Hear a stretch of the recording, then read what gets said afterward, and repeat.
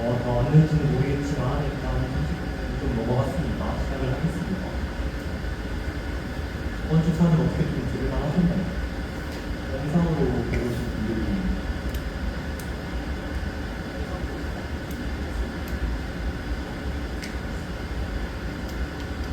첫 번째에서는 지금 좀 들리나요? 마이크를 시간이 잘 들려? 첫 번째 주차에서는 굉장히 철학적인 내용을 많이 다뤘었는데 두 번째에는 좀 더 수학적으로 접근을 아마 하게 될 것 같아요. 그래서 오늘 배워볼 거는 언어, 문법, 오토마타 그리고 계산 복잡도라는 거에 대해서 소개를 해드리겠습니다. 사실 이번에 과제랑 이것저것 좀 겹치면서 준비를 아주 완벽하게 했다고는 잘 못하겠는데 그래도 일단 되는 때까지 소개를 해드리도록 할게요. 감사합니다. 언어, 문법, 오토마타, 계산 복잡도, 과제 그리고 더 읽어볼 거기까지 소개를 좀 해드리겠습니다. 오늘의 소개해드릴 내용은 대부분 MIT 오픈코스웨어에 올라와 있는 계산 이론이라는 강의에 기반한 내용들이고요. 그래서 만약 오늘 봤는데 좀 볼만했다, 아니면 네가 설명을 왜 이렇게 하는지 잘 모르겠다, 그리고 나은 설명을 듣고 싶다 그러면 아마 여기 있는 유튜브 강의 찾아보셔서 들으시면 좀 더 도움이 될 것 같습니다. 그래서 사실 프로그래밍도 그렇고 저희가 프로그래밍 언어라고 하죠. 그러면 이제 언어라는 건 무엇일까? 그리고 프로그래밍도 문법이 있죠. 문법이라는 건 정확히 무엇인가? 그냥 말로만 우리가 잘 썼었지만 이거를 좀 더 엄밀하게 정의할 필요가 있지 않나 해서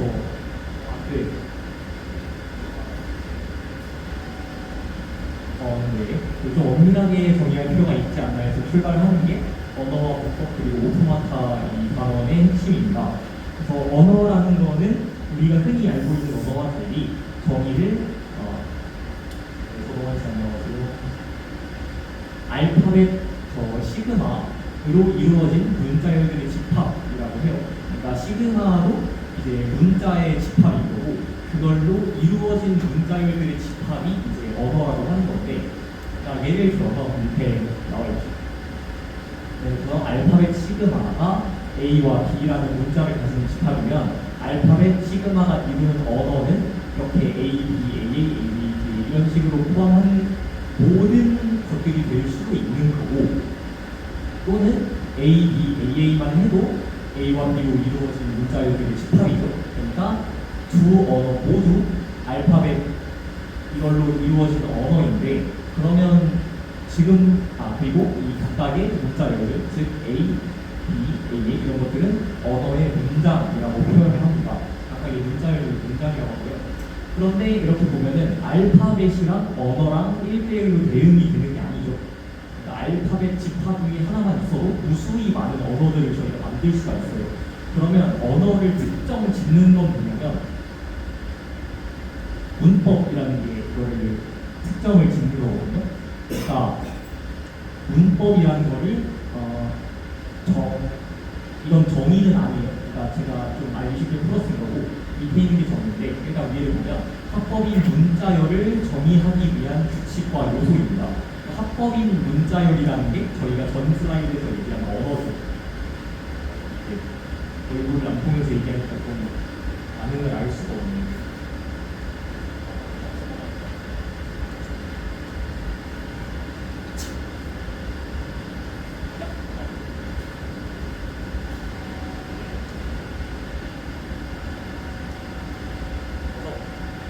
방금 저희가 언어라고 부르는 건 문자열들의 집합이었는데, 어떤 문자들을 가지고 있느냐가 이제 알파벳이라는 거고, 이것들을 어떻게 모을 거냐, 그래서 어떻게 조립할 거냐가 이제 문법이라는 겁니다. 합법인 문자열을 정의하기 위한 규칙과 요소예요. 그래서 문법의 정확한 정의는 튜플이라는 게 있는데, 집합이랑 튜플의 차이를 간단하게 설명드리면, 튜플은 집합 비슷한 건데, 집합은 이제 순서가 상관이 없었잖아요. 예를 들면 철수, 연이 집합 있으면 철수랑 연이가 왔다 갔다 해도 그냥 상관이 없는데, 이제 튜플은 그 순서에 따라 각각의 역할이 있어요. 그래서 V가 가지는 역할이 있고, T가 가지는 역할이 있고, S가 가지는 역할이 있고, P가 가지는 역할이 있고, 그래서 소추풀이라고 하면은 4개의 역할이 있는 거예요. 그래서 문법 G랑 V, 변수, T, 기호, S, 시작 변수, 그냥 띄워줄게요. S 시작 변수, P 생성 규칙 이렇게 4개를 가지고 있으면 저희가 합법이 문자를 정의하기 위한 규칙과 요소를 정의할 수가 있습니다. 예시를 들어볼게요. 어떤 제가 문법을 가져왔는데 얘는 변수 S라는 문자를 가집니다. 그러니까 얘는 지금 보면 집합이죠. 그러니까 V가 변수의 집합이에요. 근데 그 변수의 집합에 S라는 문자만 들어있는 거예요. 그러니까 S가 얘가 가질 수 있는 변수의 전체라는 거예요. 그 터미널이 기호인데 이게 이제 아까 저희가 얘기한 알파벳에 대응되는 그 말단들입니다. 그러니까 왜 터미널이냐면 문장에서 변수를 통해서 기호가 생성이 되는데 마지막에 생성된다 해서 터미널에서 기호. 그래서 마지막에 생성될 수 있는 알파벳은 A와 B가 있고 그리고 시작 변수가 필요한데 그게 S고 그리고 P라는 생성 규칙이 있는데 그 생성 규칙은 S로부터 A, S, B가 생길 수 있고 S로부터 람다가 생길 수 있는데 그래서 람다는 공백 분자입니다. 그러니까 빈칸이라는 뜻이에요. 없어진다는 거죠, 한마디로. 그래서 이거를 생성이 규칙된 걸 보여드리면 처음에 이게 스타터였죠. S라는 애로 시작을 해서 규칙을 2개를 따라갈 수 있는데 첫 번째 규칙 S는 ASB를 따라가면 ASB가 생성이 되는 거고 S는 람다를 따라가면 여기서 공백이 돼버리는 거예요. 얘는 이제 끝났으니까 더 생성이 안 되죠. 근데 S는 지금 변수가 남아있으니까 이 왼쪽으로 더 타고 갈 수가 있습니다. 그래서 이런 식으로 AA, SBD, AB의 밑으로 쭉 하고 생길 수가 있는 건데 지금 보시면 이 파란 친구들을 보면 S라는 변수가 남아있죠. 얘는 터미널 문자로만 이루어진 게 아니에요. 알파벳으로만 이루어진 게 아니죠. 그러니까 종료가 안 돼서 완전한 문장 형태가 아니기 때문에 완전한 문장 형태라고 안 하고 센티넬 폼이라고 합니다. 분명히 이제 터미널 규칙을 다 적용해서 더 적용할 규칙이 없을 때 완성된 문장들을 이제 저희가 아까 문장이라고 했죠. 그래서 이러한 문법에 따르면 시작 변수로부터 이러한 센티넬 폼 또는 문장들이 형성이 되는데 이때 만들어지는 문장의 집합을 문법이 생성하는 언어 L이라고 부릅니다. 그런데 사실 언어로 집합이라고 했죠. 그러니까 이거를 표기법을 집합식으로 하면 A가 K에 있고 B가 K에 모여있는 이런 식으로 표현할 수도 있는 거예요. K는 영도가 큰 정수죠. 여기까지 오면 언어랑 문법에 관해서 간단하게 소개를 했는데 질문 있으실까요?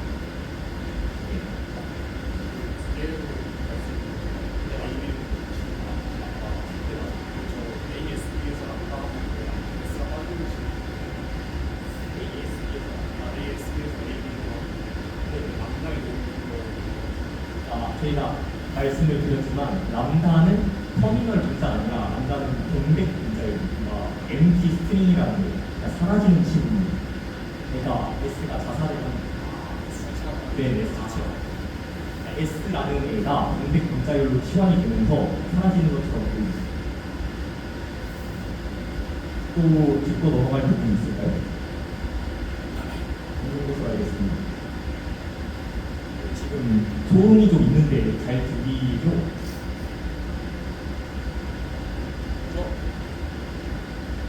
저희가 이제 한 가지 언어와 한 가지 문법을 소개해 드렸는데 그 특성에 따라서 다양한 분류가 있어요. 그래서 이거를 초스키 2개라고 부르는데 그러니까 어떻게 얘기하면 더 깐깐한 규칙을 가지고 표현력이 많은 친구들이 타입이 위쪽 위기에 위치하는 거고 그리고 좀 더 표현을 적게 할 수 있는 친구들이 밑에 위치하는 겁니다. 그래서 사실 저희가 오늘 알아볼 거는 이 정도만이고 이 위에는 어떤 것들이 있는지 대충 알아보는데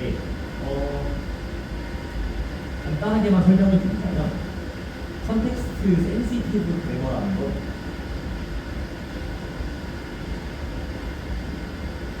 저희는 지금 변수 하나만 가지고 이 변수는 자기가 되고 싶은 거 어떤 것이든 될 수 있었죠.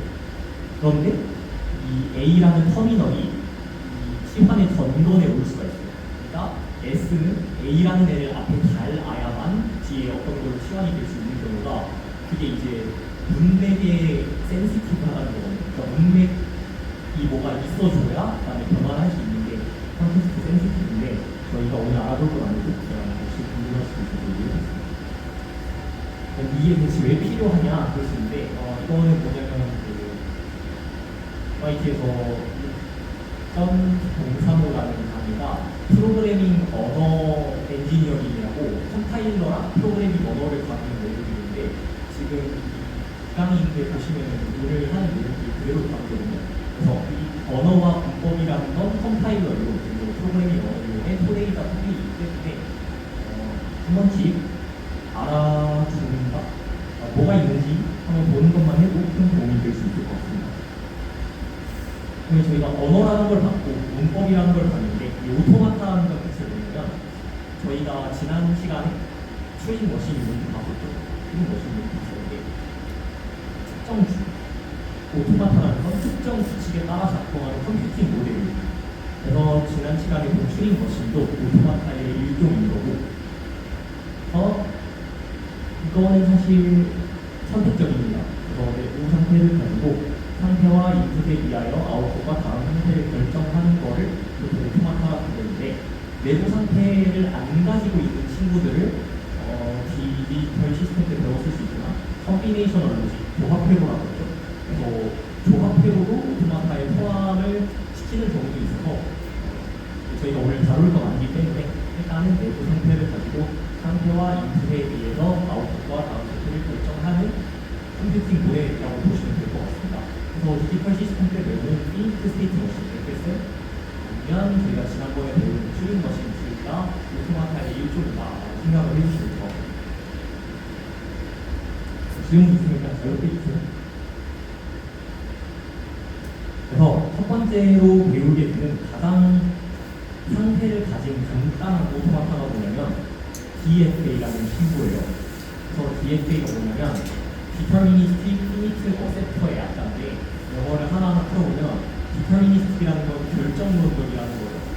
그래서 상태와 입력에 따른 규칙이 하나밖에 없습니다.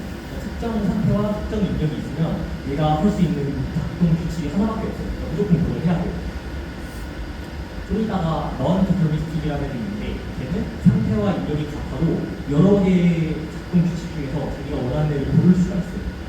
확률적이라고 보기 좀 애매하지만 아무튼 여러 개의 가능 세계를 만든다고 해야 될까요? 그런 식으로 할 수가 있습니다.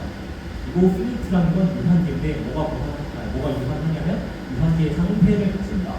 그래서 저희가 디지털 시스템 배우셨으면 아마 아시겠지만 얘네가 지금 하나의 스테이트죠. 동그라미가 원할 수 있는 스테이트들인데 얘네가 유한계만 존재할 수가 있어요. 세프라는 건 수락기라는 얘기인데 저희가 저번에 튜링 머신 하면서 얘기했지만 오토마타라는 건 어떠한 문자이고 이런 거를 수락하거나 거부할 수가 있습니다. 그러니까 정지를 하는데 정지 상태가 수락 상태가 있고 거부 상태가 있다. 저번에 말씀을 드렸었는데 혹시 기억하실까요? 그래서 이거는 제가 그려놓은 아주 간단한 DFA의 한 예시입니다. 그래서 이렇게만 보면 조금 헷갈릴 수 있으니까 얘가 하는 거 뭐냐면 시작 상태를 이렇게 밖에서 들어오는 화살표로 나타내고요. Q1이라는 스테이트에서 나는 시작을 할 거고 0이라는 문자열이 들어오면 Q3로 가고 1이라는 애가 들어오면 Q2로 갑니다. 그 Q2에서 0이 들어오면 이제 다시 Q2가 되는 상태. 그리고 이 동글뱅이가 두 개 쳐져 있는 건 이 Q2가 내가 수락 상태라는 겁니다. 예, 안 보시면 무슨 봐주시면 되죠. 분량이 그렇게 많지는 않아서 아마 설명 될 때까지 해도 될 것 같고 그래서 저희가 오늘 좀 엄밀하게 보기로 했죠. 그냥 살짝 힘 빼고 들으시면 DFA는 엄밀하게는 이렇게 정의를 합니다. DFA, M은 Q, 시그마, 알파벳이죠. O, 델타, Q0, S의 5 튜플. 튜플이 아까 뭐라고 했냐면 역할을 가진 5개의 모임이라고 했죠. 그러니까 5 튜플이라는 건 Q, 알파벳, 델타, Q0, S가 각각의 역할을 가지고 있는데 어떤 역할이냐면 Q는 내부 상태의 집합입니다. 머신에 조금 빗대어서 보면 뭐 A와 B 이런 걸 가질 수 있었던 상태 집합이고, 알파벳은 수용 문자의 집합. 그러니까 방금 전에서 보면 얘는 0과 1을 받았었죠. 얘네가 이제 0과 1의 집합이 수용 문자의 집합이 되는 겁니다. 그리고 델타는 작동 규칙이에요. 그래서 내가 Q 상태에 있는데 알파벳 특정 어떠한 걸 받으면 Q라는 애로 정의한다 해서 이제 델타를 쓰는데, 여기서 보시면 이 간선에 해당되죠. 그러니까 이 간선은 Q1에서 1을 받으면 Q2로 간다는 얘기이기 때문에 이렇게 델타 그리고 이 함수처럼 이렇게 표현을 하고요. 그리고 Q0는 초기 상태. 방금 보시면 여기서 Q1에서 시작을 했죠. 그래서 이렇게 시작 상태를 표시해주고, 그 다음에 F는 수락 상태의 집합이니까 방금 Q2였나요? Q2가 이제 동그라미 두 개 줄어서 수락 상태를 나타냈는데, 얘는 당연히 내부 상태의 부분 집합이 있어야 되죠. 상태들이 있는데 그 중에 어떤 애들은 수락 상태이다.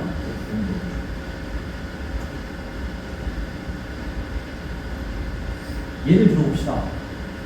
DFA는 수락 또는 거부를 한다고 했죠. 수락 또는 거부를 하는 기준이 뭐냐면, 입력을 전부 받은 다음에 위치한 상태가 수락 상태라면 수락을 하고, 아니면 거부를 합니다. 예시가 3개가 있어요. 방금 본 DFA가 있는데 인풋으로 1, 0, 0이 들어옵니다. 그러니까 처음에 Q1에 위치했다가 1이 들어왔으니까 Q2로 가고, Q2에서 0 받으니까 돌아오고, 0 받으니까 돌아와서 최종 상태가 Q2가 되고, 그러면 수락 상태니까 수락을 하고 됩니다. 수락하면서 언제가 되죠? 인풋이 0이면 Q1에서 바로 Q3로 간 다음에 입력 문자가 더 없으면서 언제를 합니다. 근데 얘는 수락 상태가 아니죠. 그래서 거부하는 겁니다. 영어로는 어셉트고, 그리고 얘는 리젝트라서 좀 이따 활용할 수 있어요. 예시하면 인풋이 1, 0, 1인 경우인데 1이면 Q2로 갔다가 0이면 한 바퀴 돌았다가 1이면 지금 갈 수 있는 가능성이 없죠. 그러니까 이제 불법적인 행위를 했기 때문에 이 경우에는 거부하는 걸로 저희가 칩니다. 질문 있으시나요? 넘어가겠습니다.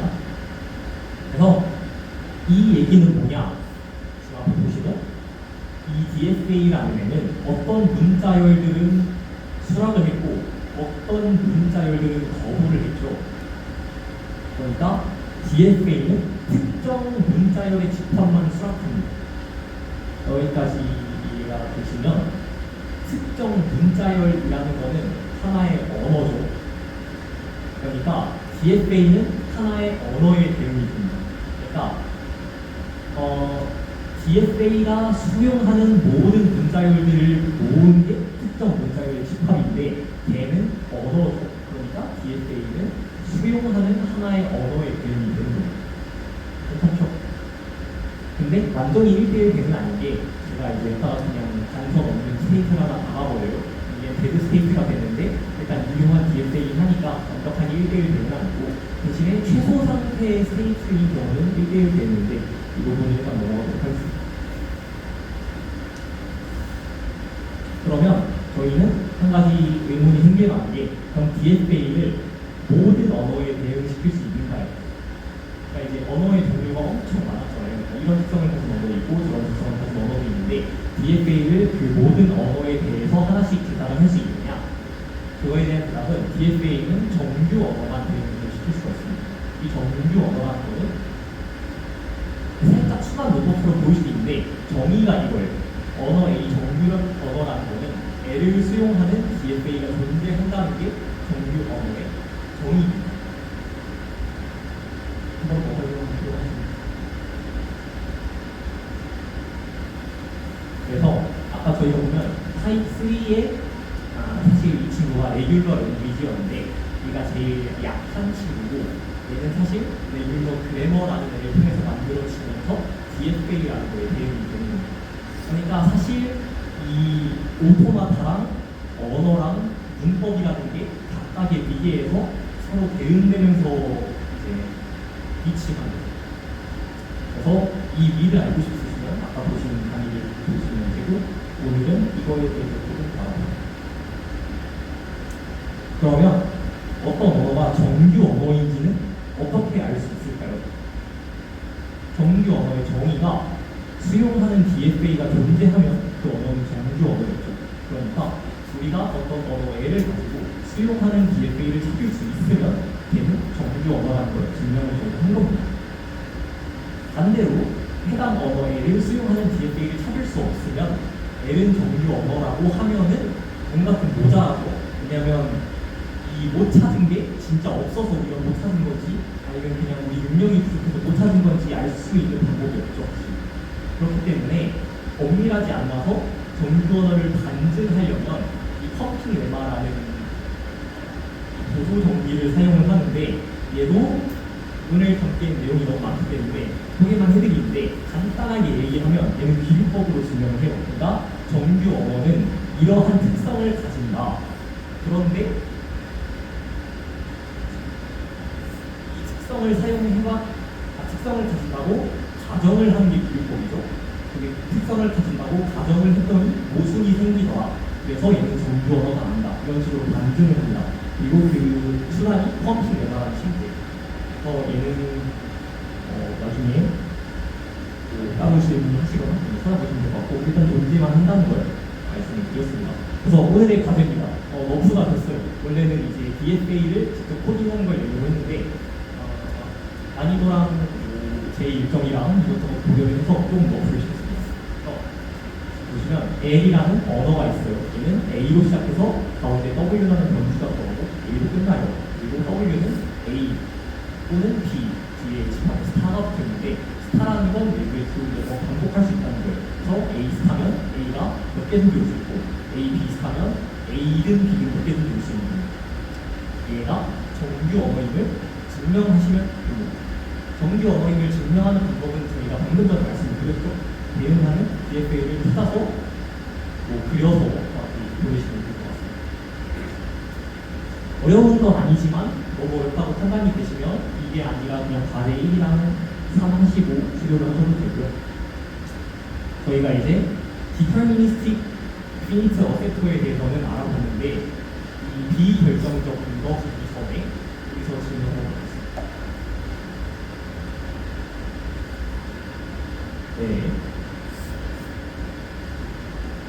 넘어가겠습니다.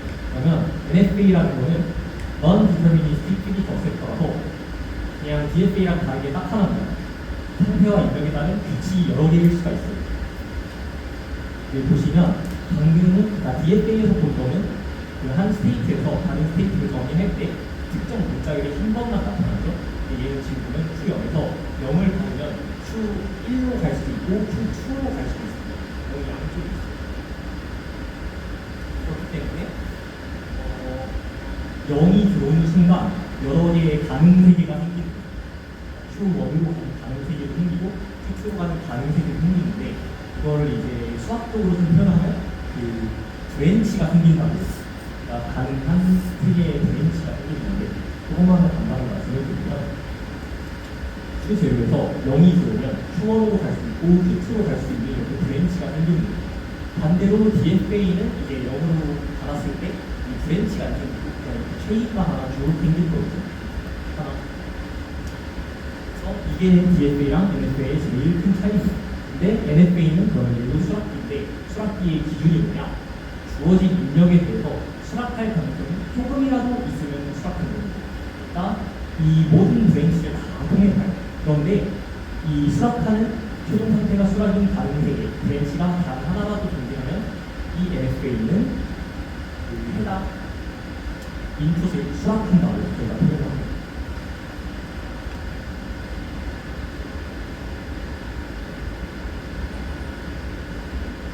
그리고 NFA의 특징이 하나 더 있는데 NFA는 공짜 간선 이동이 존재합니다. 그러니까 여기 보면 지금 empty 스트링이 하나 생겼죠. 여기 람다라는 식으로. 그러니까 Q0 스테이트에 있을 때 인풋을 안 받아도 Q1으로 공짜로 갈 수 있다는 얘기예요.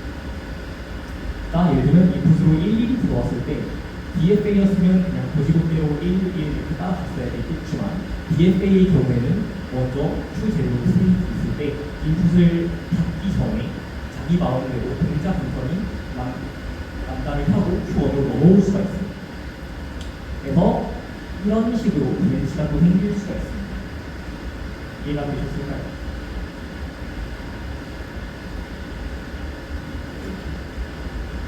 하는 게 조금 비객관적일 수 있으니까 뭔가 조금 이상하다 그러면 바로 팩트를 거시고 추가 설명을 요청하시면 됩니다. 네. 저거 수 제곱에서 Q1을 발표는 인풋 사용하다. 그렇죠. 그러니까 만약에 여기에도 람다가 있었다. 그러면 인풋을 언제 사용할지는 내 마음인 거고 그냥 문자로 람다 쳐도 람다 막 쓰다가 그냥 1부 쓰고 그 다음에 람다 막 쓰다가 그 다음에 마지막에 사용할 수 있는 그러니까 공짜 단서는 인풋의 시기와 관계없이 그냥 자기가 언제나 원할 때 쓸 수 있는 거예요. 근데 사실 쓴다고 하는 건 뭔가 의미적인 표현을 갖는 것 같은데 사실은 이제 그거를 공짜로 사용할 수 있는 그 브랜치가 공짜로 생기는 거예요. 추가적인 브랜치가 생기는 거라고 보시면 돼요.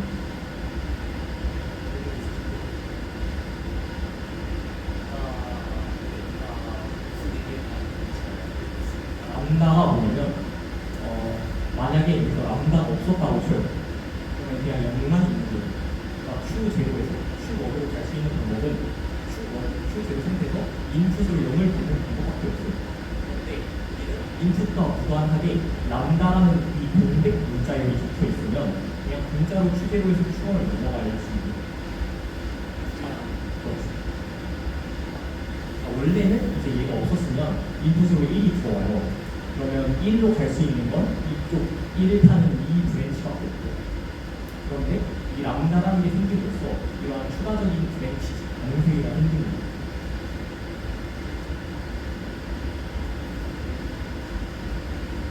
넘어가도 될까요? 네.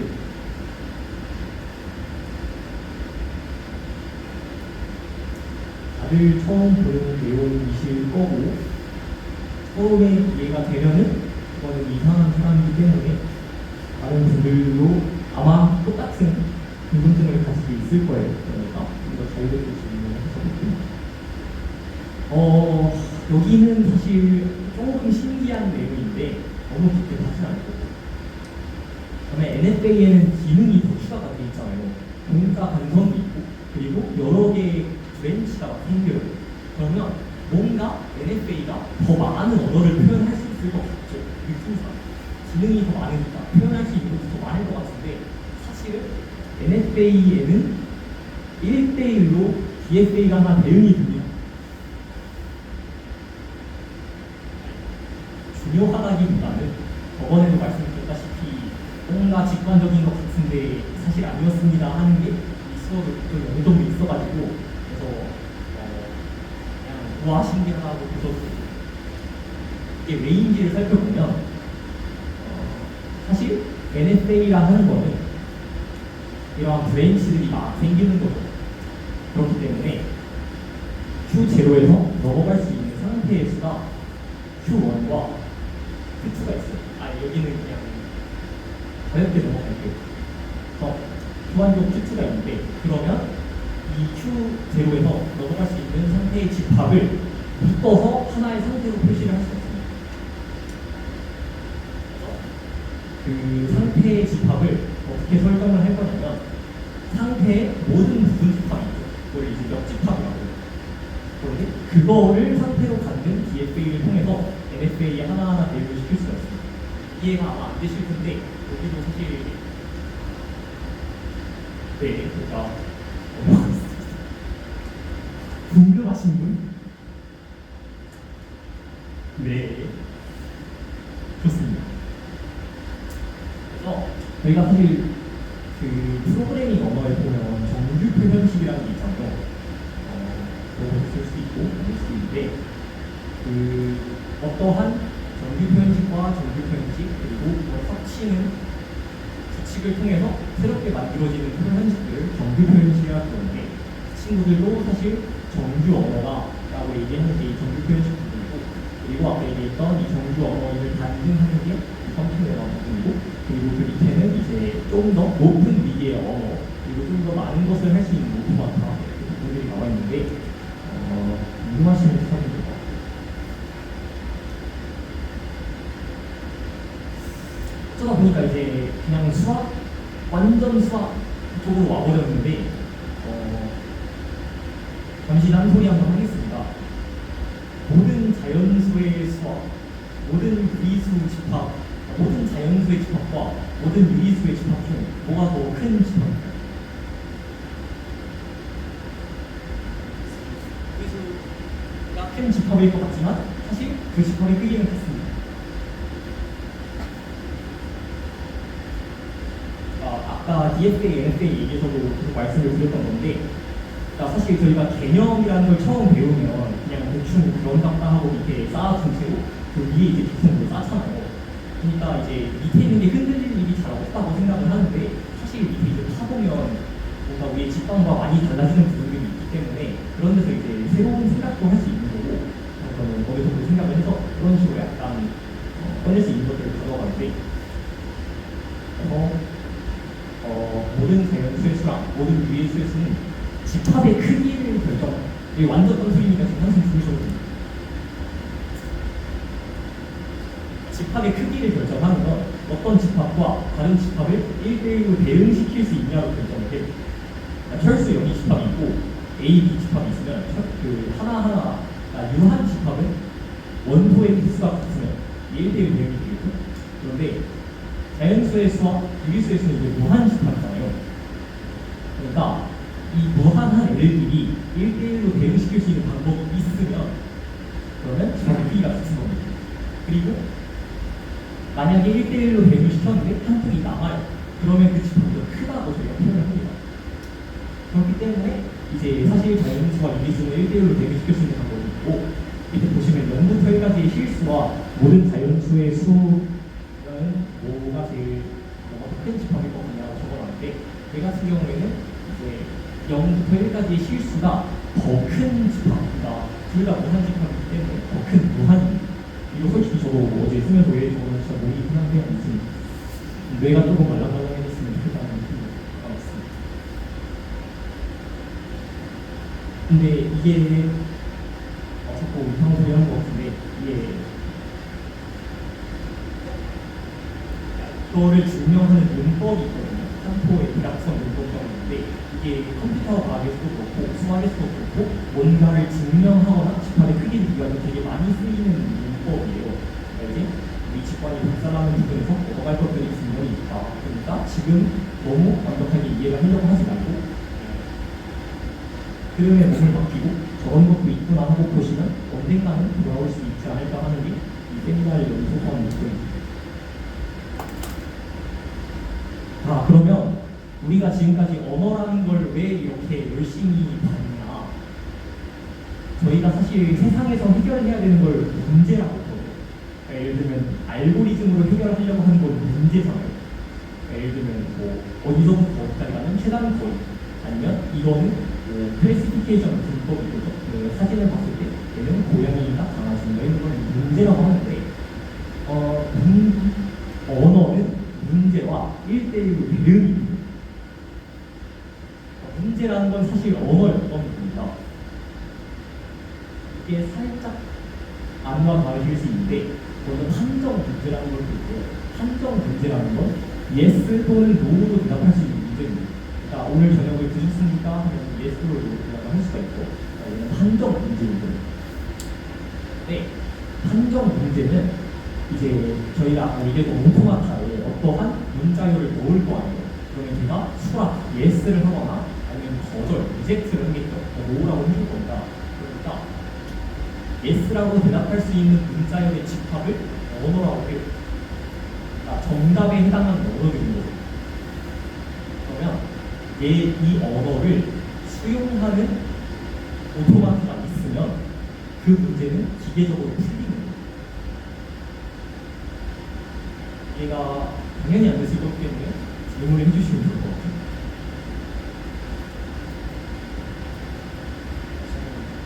네. 판정 문제라는 건 yes 또는 no로 대답할 수 있는 문제죠. 판정 문제라는 건 yes 또는 no로 대답할 수 있는 문제들의 집합을 전부 다 합쳐서 판정 문제라고 해요. 예시는 아까 들었죠. 뭐 1은 짝수인가 이런 건 판정 문제고, 3은 홀수인가 이런 것도 판정 문제고, yes로 대답할 수 있습니다. 그런데 yes라고 대답할 수 있는 문자열의 집합을 언어라고 합니다. 3은 홀수인가 라는 거는 문자열로 어떻게 잘 인코딩을 해서 오토마타에 넣을 수 있죠.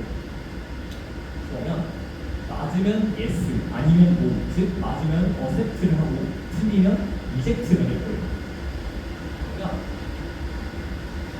그 모든 문자열들의 집합을 언어라고 하면 우리는 yes가 될 문자열의 집합과 no가 될 문자열의 집합을 구분을 할 수 있는 거잖아요. 그리고 문제를 푼 거죠.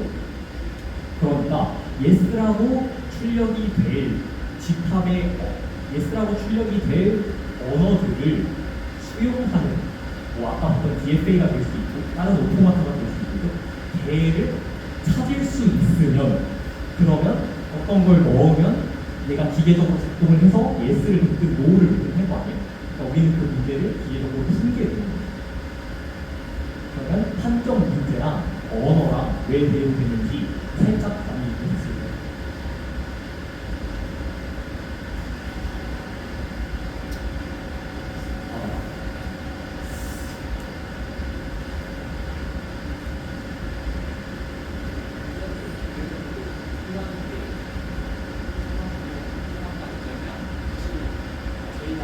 오토마타 중에 튜링머신도 존재한다고 했죠.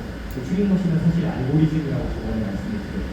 그러니까 오토마타, 즉 튜링머신에 넣는다는 건 알고리즘에 넣는다는 거랑 같은 거예요.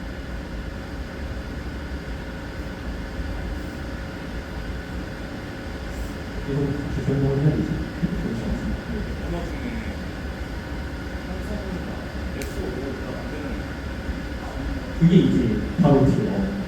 그래서 일단은 판정 문제가 언어라는 거를 살짝 감을 잡으셨으면 좋겠는 게 이 슬라이드인데 표정들을 보니까 많이 안 좋아요. 저번에 약간 매운맛으로 적응을 시켰다고 생각했는데 이번에 좀 많이 그거를 시작한 것 같아서 살짝 걱정이 되는데 아직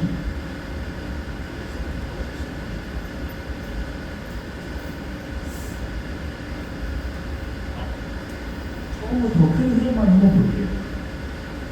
언어라는 건 그냥 아무 문자열들 집합입니다. 그러니까 예를 들면 개, 고양이라는 두 문자열을 제가 이런 특정 언어 에리아라고 지정을 할 수가 있는 거죠.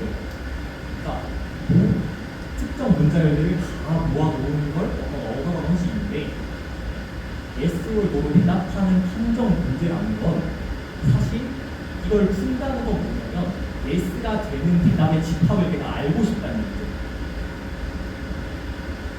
근데 yes가 되는 그 대답의 집합을 그냥 문자열의 집합이랑 같은 거예요. 그러니까 알고리즘에 넣었을 때 yes가 나오는 입력의 집합을 내가 알면 그냥 그걸 문제를 푼 거예요.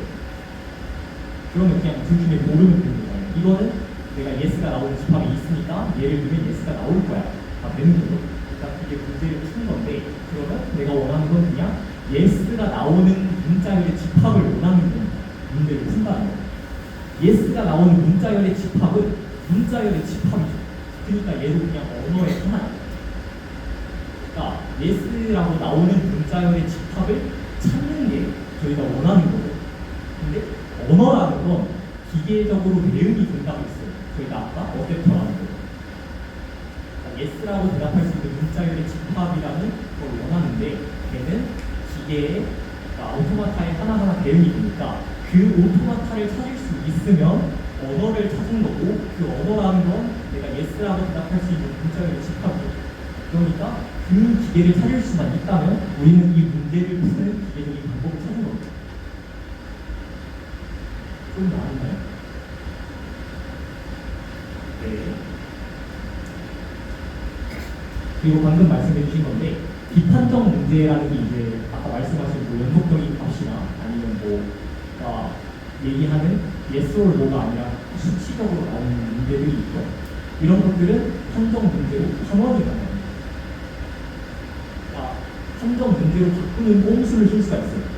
어떻게 쓸 수 있냐면 예를 들면 A에서 B로 최단경 가는 A에서 B로 가는 최단 경로를 구하라. 그러면 A에서 B로 가는 길이 K 이하의 경로가 존재하는가? 라는 yes or no를 많이 돌리면 그러면 얘랑 같은 거죠. 그런데 물론 얘를 푸는 거랑 얘를 푸는 거랑 시간이 좀 다를 수 있어요.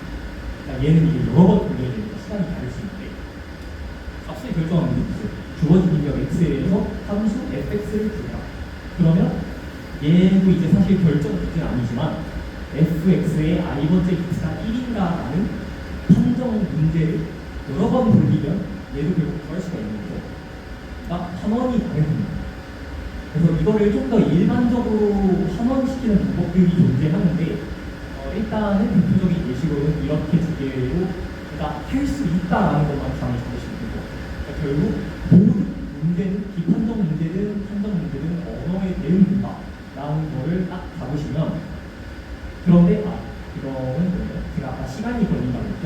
그런데 이 모든 변화는 다항 시간 안에 대구할 시간대에 다항 시간을 시간 복잡도라는 게 있었죠. 뭐 동글뱅이 O하고 N 써가지고 그 N제곱이 있고 N3승이 있고 로그N이 있고 2의 X승이 있고 이랬었는데 그 다항 시간 안에 환원이 가능하기 때문에 큰 비용, 컴퓨터과학에서 다항 시간은 사실 큰 비용이 아니고 적은 비용으로 환원이 가능하기 때문에 그냥 문제라고 보는 거예요.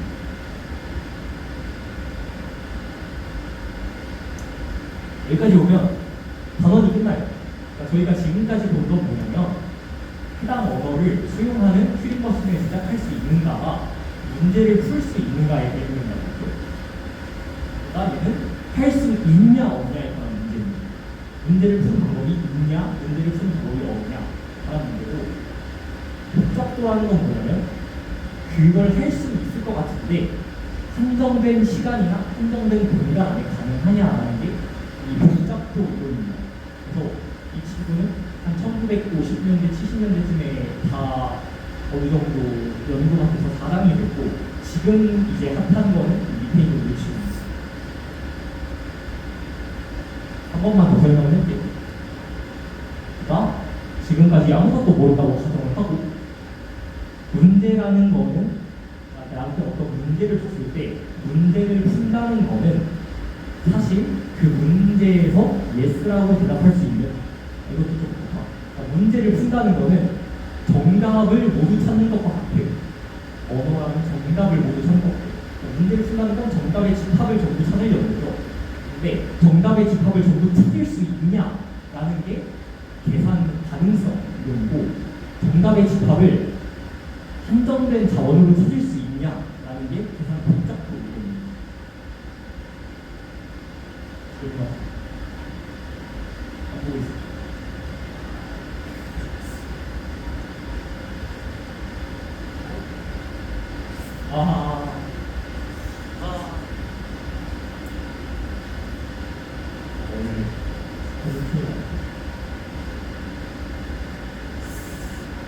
내일 안 적어도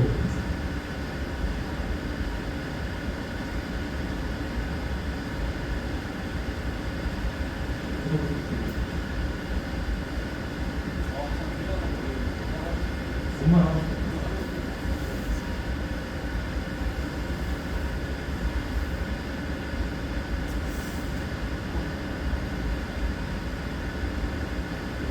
목표를 제도정에서 해야 될지 생각을 해보겠습니다.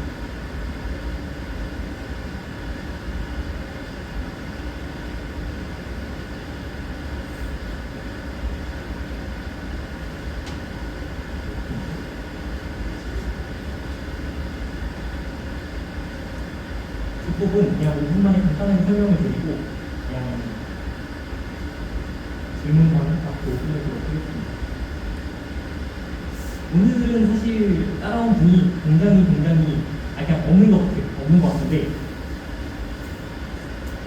다음 건 그러니까 제가 좀 더 풀어서 설명을 한 거를 오늘 영상을 올릴 거고 그리고 다음 시간에는 오늘 같은 계산 이론, 계산 복잡도 이건 아예 단절되는 그냥 프로세서를 어떻게 만드냐, 그리고 컴퓨터 공간에는 어떤 신기술이 있냐 이쪽으로 넘어가거든요. 그러니까 오늘 거 이해 안 됐다 해도 그냥 그런 것도 입증하고 넘어가시면 될 것 같고 뭐 과제도 올릴 게 못 잡았으면 이해가 안 될 수도 있어요. 그러면 오늘 과제는 그냥 안 하고 다음 시간에 있는 과제가 그냥 컴퓨터 과학에 관한 신기술 찾아서 그냥 기술 동영 500자 정리하기거든요.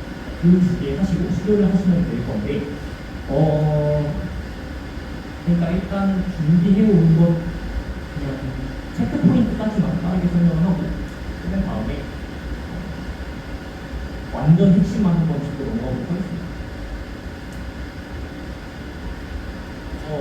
난제 하나만 더 소개해드리면 그냥 컴퓨터 과학에서 굉장히 핫한 난제로 P랑 NP, P vs NP라는 난제가 있습니다.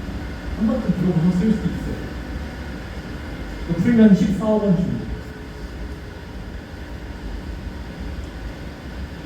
이게 무슨 문제냐면 이거 그냥 다 잊어버리시고 P라는 건 집합인데 가상 시간 안에 풀 수 있는 알고리즘이 존재하는 P예요. 그러니까 우리가 흔히 얘기할 때 어떤 알고리즘을 짰는데 그 시간 복잡도가 5의 n의 3승이다. 그러면 걔는 가상 시간 안에 알고리즘이 풀리는 거죠. 그러니까 걔는 P입니다.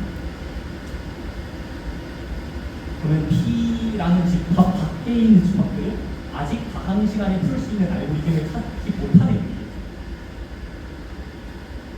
가상 시간에 풀 수 있는 알고리즘이 발견되었으면 P입니다. NP라는 건 가상 시간 안에 내가 이게 정답이 될 수 있는 입력을 하나 던져줘요.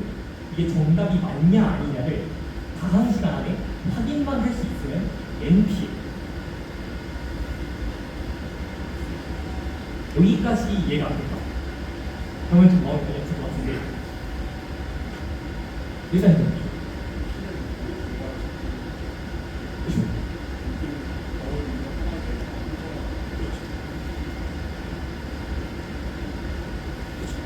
예를 들면 P라는 거는 모든 요일을 찾아야 된다.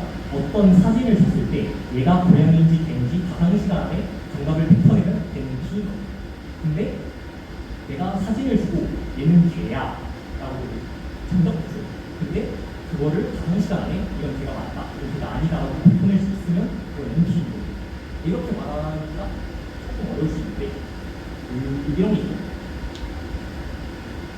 그래프가 이렇게 세 개가 있습니다. 그래프에 대해서 모든 간선을 한 번씩만 사용하는 거. 간선이라는 게 더 엣지. 모든 간선을 한 번씩만 다 사용할 수 있는 경우가 존재하는가? 라는 문제를 풀고 싶을 때 얘를 다음 시간 안에 푸는 알고리즘을 찾는다는 건 임의의 그래프를 던져줬을 때 yes or no를 다음 시간 안에 뱉어야 돼요. 근데 이건 아직 발견이 안 됐어요. 이런 알고리즘은 세상에 아직 존재하지 않습니다. 그러니까 얘는 P가 아닌 거예요. 그런데 내가 이 그래프를 주고 그리고 정답이 될 수 있는 경로를 하나 줘요. 너 이거 다 모든 간선을 한 번씩만 사용하는 경로가 맞는지 검사만 해봐. 그거는 굉장히 쉽게 끝나고. 그러니까 얘는 NP인 겁니다. 검증은 빠르다는 건 가상 시간 안에 된다는 얘기예요.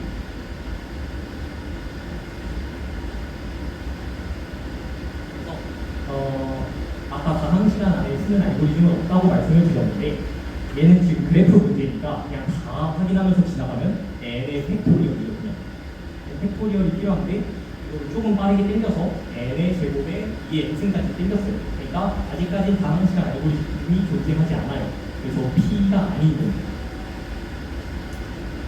대표적으로 또 NP인 게 뭐가 있냐면 소인수분해 문제가 있는데 소인수분해라는 게 굉장히 어려운 거거든요. 그러니까 곱하는 건 쉬운데 얘를 다시 소수로 쪼개는 건 굉장히 어렵습니다.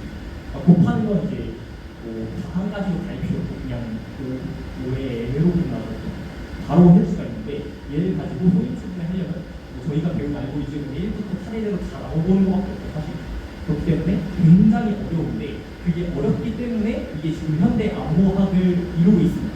그러니까 소인수분해 하는 걸 기준으로 암호 크립토 시스템을 만들어가지고 그거를 이제 공개키라는 방식을 통해서 사용합니다. 그러니까 곱하는 건 쉬운데 푸는 건 어려우니까 우리 이걸로 암호 체계를 만들자 한 게 RSA라는 지금 현대 암호학에서 굉장히 중요하게 쓰이는 암호학입니다. 이게 되는 이유는, 그러니까 이게 보안이 좋은 이유는 소인수분해하는 가상시간 알고리즘이 없어서 그래요.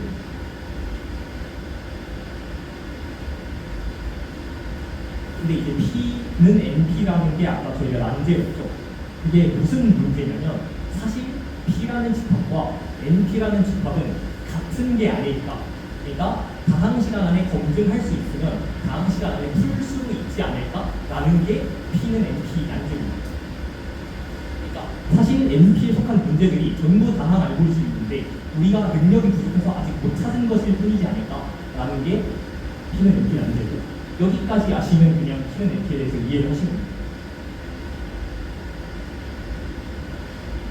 그러니까 NP라는 건 이제 문제의 집합이죠. 문제의 집합인데 NP의 대장이 있어요. 그러니까 얘를 다항 시간 안에 풀 수 있으면 모든 NP가 다 다항 시간에 풀려요. 그러니까 있다는 것도 굉장히 신기하죠. 이런 문제가 존재한다는 것 자체가. 근데 이거를 증명한 게 저 프로그래밍 티오렘이라는 거고. 그러니까 NP 완전 이 왕들을 NP 완전이라고 하거든요. 근데 NP 완전에 이게 왜 세냐면 NP에 속한 모든 문제는 NP 완전으로 바꿀 수가 있어요. 그러니까 NP 완전을 빠르게 풀 수 있으면 다른 애를 이 순서로 바꿔다가 빠르게 풀 수가 있거든요. 그러니까 NP 완전 왕 하나만 죽이면 모든 NP 문제는 다 다음 시간에 풀릴 수 있는 걸 찾는 거니까 P는 NP라는 거죠. 그러니까 이제 이 NP 완전 문제 하나만 다음 시간 안에 찾으시면 여러분들은 14억 원의 주인공이 될 수 있는 거예요. 저희가 지금까지 시간에 대해서 얘기를 했고 이제 그냥 메모리가 다항 메모리 안에 풀 수 있냐 아니면 다항 메모리 안에 검증만 되냐라는 게 공간 분석도에 관한 얘기고 그래서 이 문제라는 거는 이러한 이해를 가지고 있다. 이게 끝입니다. 이게 과제고 과제는 아까 말씀을 드렸고 그리고 얘네는 이제 전공인데 아마 1시간이 다 된 것 같아요. 그리고 굉장히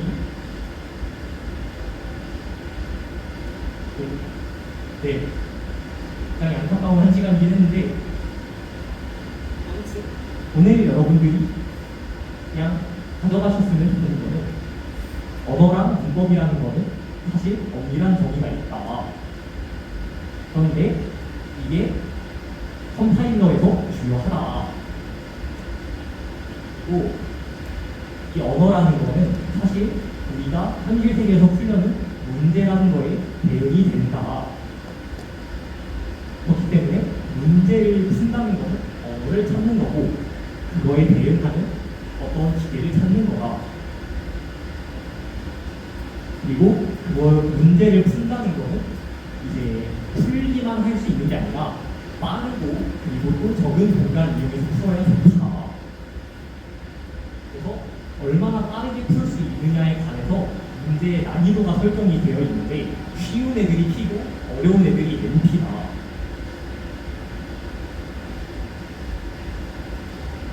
아직입니다. 오늘 다 봐야겠죠? 쓰기는 잘 모르겠는데 맨 마지막에 요약한 거에서 살짝 더 설명해요.